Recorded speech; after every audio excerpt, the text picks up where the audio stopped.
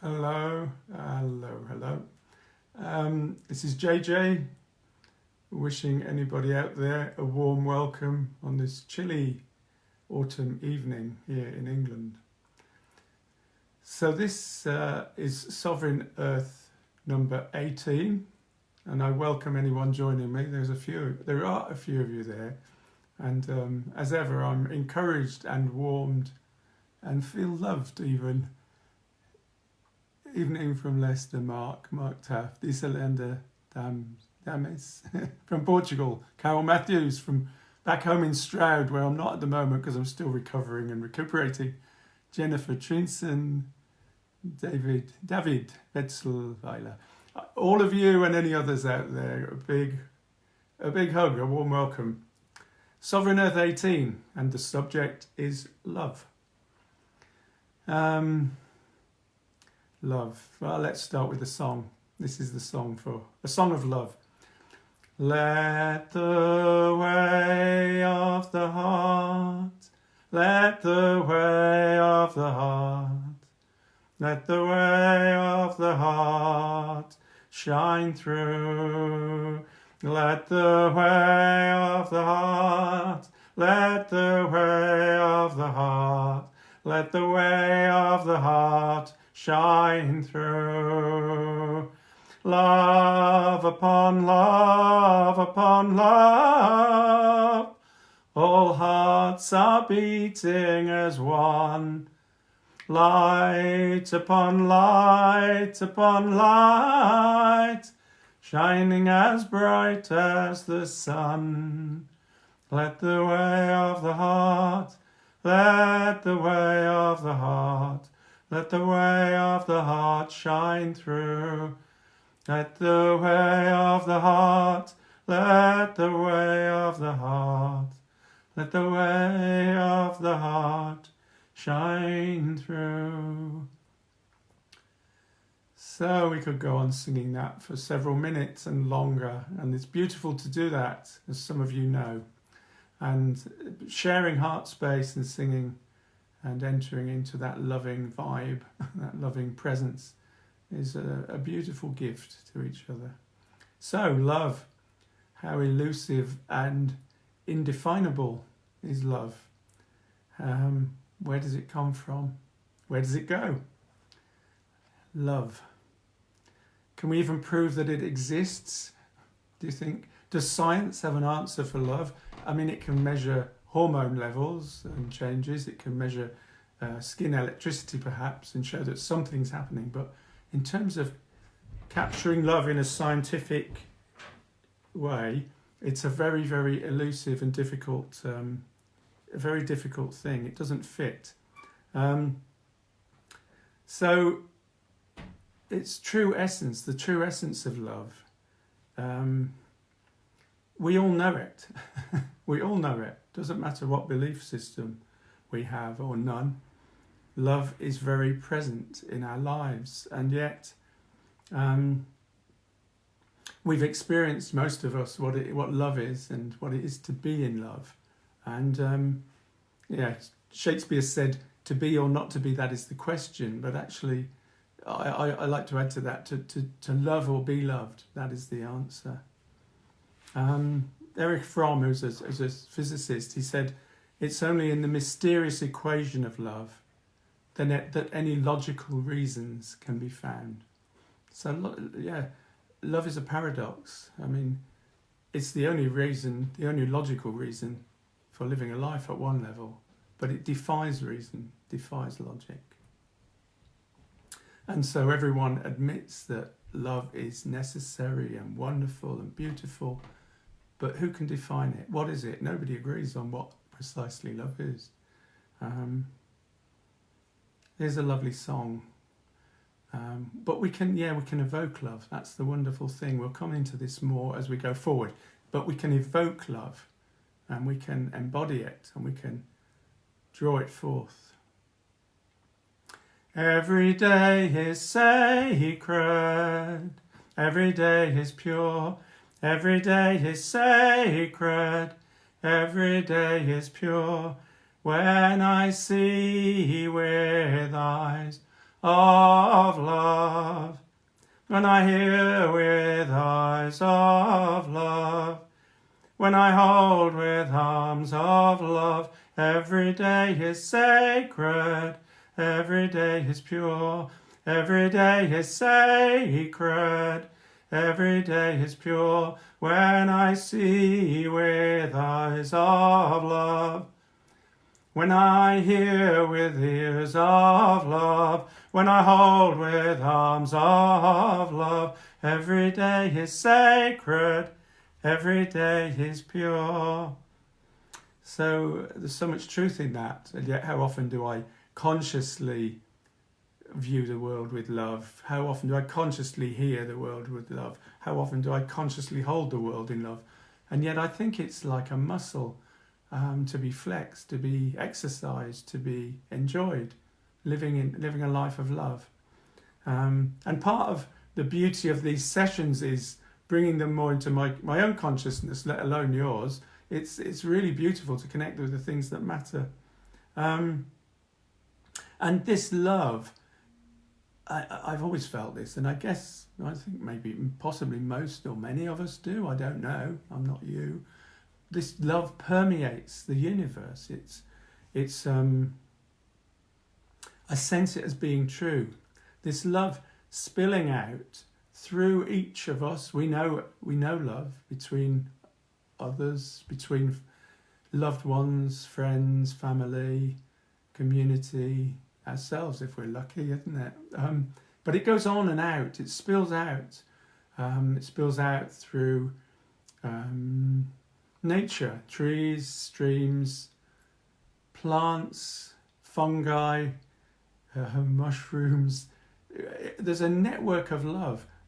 And what's amazing to me, the miracle of love, it spills out further out into the universe. I think it permeates and pervades and is absorbed and absorbable throughout the universe. It is the key. It is a key to life. Maybe it is the key to life.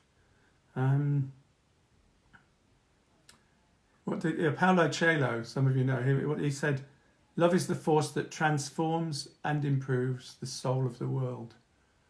It's the force which transforms and improves the soul of the world. And John Lennon and the Beatles said it all, didn't they?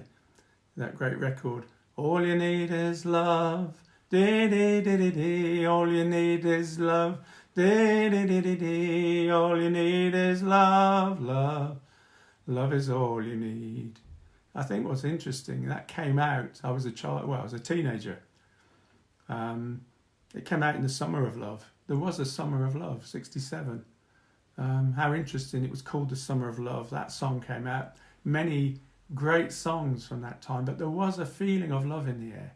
It might not have always been the wisest or it was a naive love sometimes, that hippie love, but there was love in the air. Now I'll just move on. So as a celebrant, coming forward to the now, to what I do these days, as a celebrant, what I often do, especially with hand fastings, when forming up in circle to greet and welcome the couple who are to be hand fasted or wedded or married, I invite, as part of that process, everybody to help create a circle of love. And how do we do that? Well, it's simple, really, at one level. We just ask for it. But what I might do is, going around the circle, I would warm people up to the idea as I come round to them, either with a wand or, even better, often with young children, a group of children with rose petals going around the circle. And I invite people to, as we come to them, they open their hearts in love. They simply open their hearts and pour love into the circle. Now, what's beautiful for me about this is it doesn't matter whether you have a belief system or none at all. This works for everyone. It works for atheists. It works for the greatest cynic, because the greatest cynic knows love. Atheists know love. Agnostics know love, and of course all the rest of the tribes and faiths. Anyway, as you come round, we create this circle, this cauldron of love, and then I invite the couple to be married to come into it. And what's incredible, I feel it every time, and others feel it, it changes the energy. It creates a space in which love is allowed to blossom and flower. So I'm going to invite us, it's as if we swim in a sea of love. I'm a romantic poet at heart, and that's how I'd put it. But just let's try and get a sense of that for ourselves. I'm going to invite us to close our eyes for a moment. Close our eyes and to really sink into our bodies, appreciating the beauty of our bodies and breathing deeply, bringing life-affirming breath into our bodies with each breath. And taking our attention in our mind's eye, if we're able, I invite us to go into a circle, into a sacred grove, as we sometimes do. A grove of trees, a sacred grove, somewhere beautiful in a wood.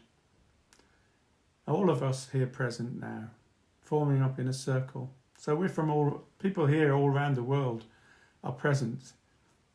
But we come together in our mind's eye in the same space, in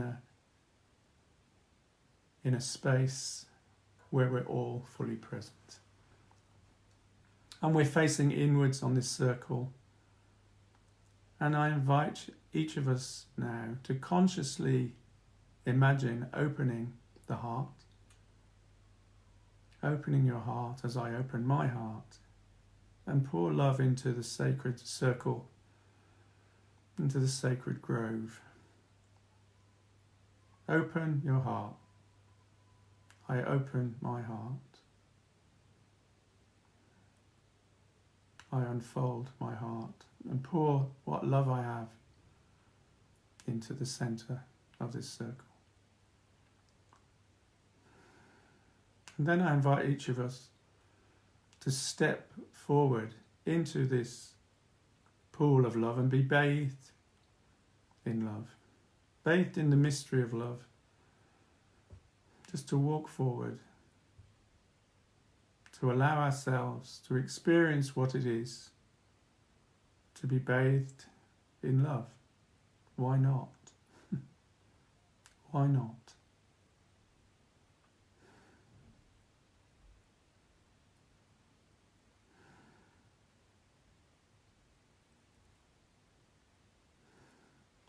And then to give gratitude, to turn around and walk back to your place in the circle. And just enjoy for a few seconds longer what difference, if any, that has made. Can you feel a difference?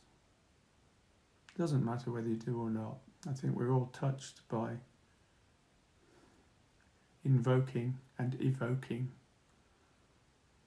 the condition, the mysterious faculty and facility of love.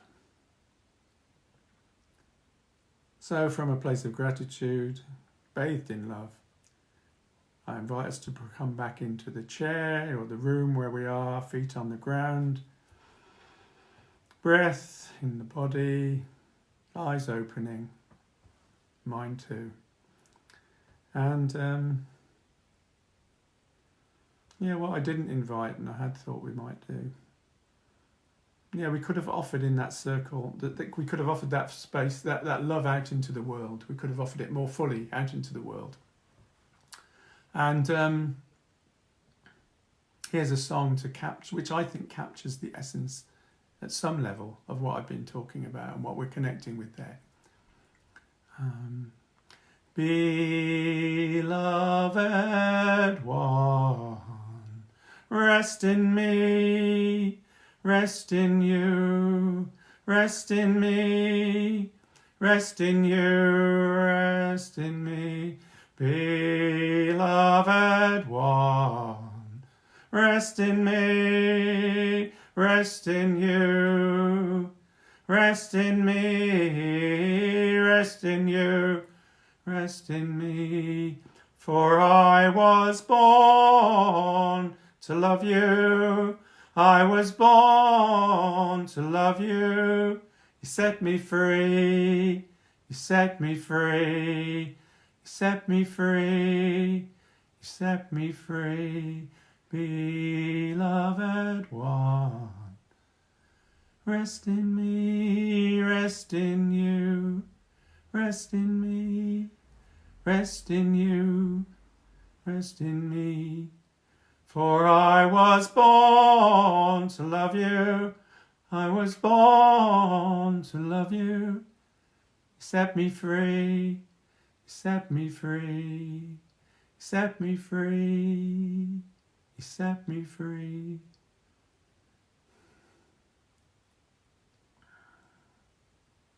And love does set free. In my experience, I think love does set free. If we're courageous enough, courage, the rage of the heart, if we're courageous enough to open our hearts, and it does take courage. And I see others of you there. I welcome Karen and Jane and Connie and many of them, and others of you, whoever's there, sending love. Now, one of the fascinating things for me is the language of Sanskrit. So there are the odd words of Sanskrit in our language, like Druid, funnily enough. Vid is wisdom in Sanskrit. And the Drew part is to do with the oak tree and trees. Wisdom of trees, Druid. But the fascinating thing, I've always been captivated by Sanskrit as the language of love. Many of you may know, but if you don't, it's wonderful to just grasp this. We have one word for love in our language, and Sanskrit has, I think it's 94. It's either 94 or 96. It doesn't really matter, does it, when you get to those levels and realms? So it's a language of love. And I think, and it's an ancient language, thousands and thousands of years old. I have a sense, and we can't know, that love was more accessible through that culture, whatever it was. How can you formulate and create a language of explicit and detailed love without understanding and exploring and reflecting that in the language? So one of my dreams is, and in relation to Sovereign Earth, why these Sovereign Earth topics are all about what will aid and help us reconnect and recreate our connection with the earth. And of course, love it's an obvious one at one level, but it can be overlooked. I mean, I have a dream, another one, where we create, in our language, we create a fuller exploration into love, and our language comes to reflect that. Because in doing that, I think we would rekindle a reverence and an honouring and a respect for the earth. Who knows? But Sanskrit had that.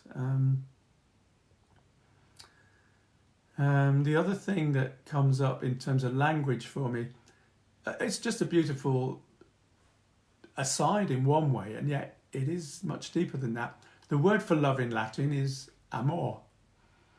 And of course, Rome is called Rome, which is the amor backwards. So love is reflected in the name of the city of Rome, Amor. And of course, it's known as the city of love, is it not? I think so. So is it chance that it's got love at its heart and it evokes love? Interesting, isn't it? So Hafiz, one of my favourite poets, as any of you who follow me regularly will know, let tenderness pour from your eyes the way the sun gazes warmly on the earth. Let tenderness pour from your eyes the way the sun gazes warmly on the earth. Yeah, there's a simple invocation of love, but how beautiful is that? And of course, Joni Mitchell summed it up as well in in Woodstock, also from that time of the Summer of Love, just after. And we've got to get ourselves back to the garden. And we knew it then, we know it now more. But through love. Now, one of the fascinating aspects of love, in my experience, in my life, has been this. It's been, for me, it's been a requirement, or it's at least an exploration, and it's been my way of navigating difficult waters, is to open my heart at times of adversity and pain. To open the heart when it's almost counterintuitive, because the heart is, everything screams in the body as the heart is breaking. Everything screams, let me hide away, let me close down, let me close my heart. My invitation and from my experience is when the going gets rough,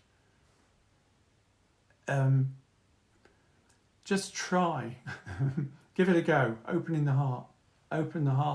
It's perverse at one level, but I tell you, I sense it's brought out my best. I think it brings out the best in us. There's a fuller process than that, but love, daring to love when the stakes are high, you could say, when Rome's burning, or it feels like that. So I've always felt a strong affinity with love, and it might maybe that because I had loving parents, I don't know. But this song I wrote a few years ago is about unconditional love. So here we go.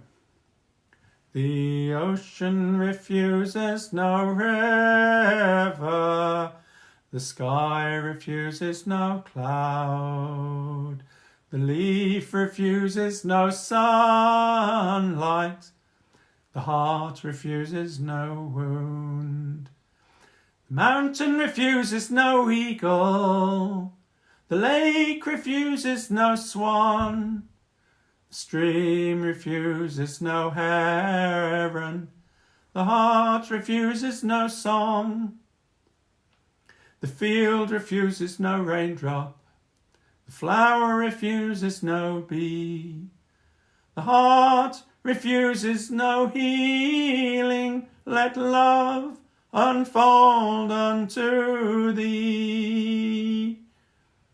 Let love unfold unto thee. And I hope in a small way, whatever way, through touching on love together and exploring in this way, it's helped us all reconnect with what really counts. What did I say? What in the end survives us? What in the end is more important than love? Yeah, in a life well lived, what is there but love at the end of the day? Anyway, lots of love. By way of contrast, next week I might be looking at death. Partly because I'm going to a funeral of an old and dear friend tomorrow, but partly because death is as important in a good life as love, I think, funnily enough. Anyway, loads of love, and I'll look at all these wonderful messages after I've had a cup of tea. Bye.